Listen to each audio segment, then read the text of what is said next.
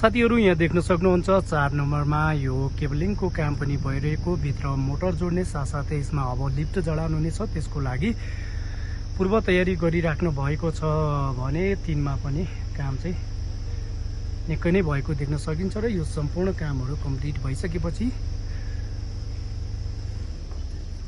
यो टिम चाहिँ फेरि 3 नम्बरतिरै जानेछ र त्यो 3 नम्बरमा रहेको 55 मिटर अग्लो हाइमास्ट पोल उठाइनेछ।